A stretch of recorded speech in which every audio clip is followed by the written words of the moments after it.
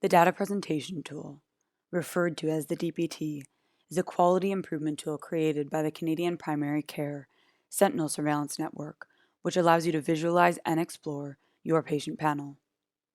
In this video, we will show you how to use the re-identification feature in the DPT.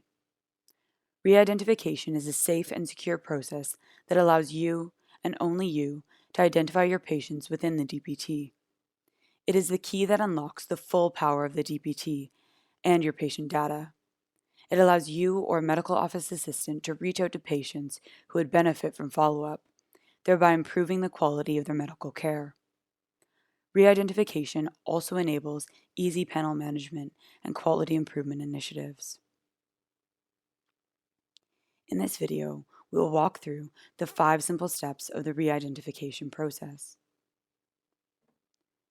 Start by selecting your username in the top right-hand corner, and then select Re-identification in the drop-down menu. You have 2 options as shown here. We will demonstrate the first, how to create a new Re-ID file. Select Create New Re-ID File. A window pops up summarizing the requirements for creating a Re-ID mapping file. The re-identification process uses state-of-the-art features of the Firefox and Google Chrome web browsers, which ensures that sensitive patient data remain in the clinic at all times, and no information is transmitted back to CPCSSN. To complete the re-identification process, you will need 2 pieces of information. Firstly, you will need a mapping key, which can be obtained from the CPCSSN data manager responsible for your clinic. This key will be used to decrypt the CPCSSN ID TMRID mapping data for your patients. Secondly, you will need a file with patient details, which is created using your EMR system. This file contains patient demographic data and should contain some or all of the fields shown here. The most important is the patient's EMR ID, sometimes called the file num, patient ID, or demographic_NO. For some users, a site ID may also be required. Contact your CPCSSN data manager for more information. Select the Continue button to begin the process. For step 1, select your clinic ID if necessary. Select Download Encrypted ID Mapping Data. The button will turn green if the data for your clinic were successfully downloaded. In step 2, enter the 12-digit key you were given by your CPCSSN data manager. Now click Decrypt ID Mapping Data. If successful, the button will turn green. In the third step, click Select a CSV file with demographic data, and select the patient details file you created from your EMR system. Using the drop-down menus, indicate which columns contain the demographic data that you would like to re-identify. For example, we can select EMR ID, the patient's given name, the patient's last name, their date of birth, and their personal health number.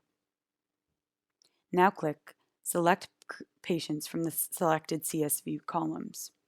After a few seconds, the button will turn green to indicate that re-identification has been successfully enabled. Step 4. This step is optional. However, it is recommended that you complete this step if there are multiple CPCSSN providers in your clinic. If you would like to download the re-identification file onto your desktop, choose a strong password for the file and click Save. Be sure to take note of this password before continuing. This file can now be loaded using the DPT on another computer. This can be done by selecting the Load Existing Re-ID File option on the re-identification page, and can be shared with your colleagues to allow them to re-identify their own patients in the DPT. However, while this file is encrypted and protected by your password, it's important to remember that it contains sensitive patient information and should not be copied onto computers outside the clinic or sent by email. Step 5. The CSV file with patient details should be deleted after the re-ID process has been completed, as it contains unprotected, sensitive information. Re-identification is now enabled.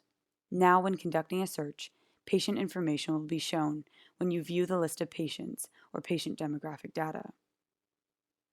In this short video, we've shown you how to enable the re-identification feature of the CPCSSN data presentation tool to individually identify patients from your panel.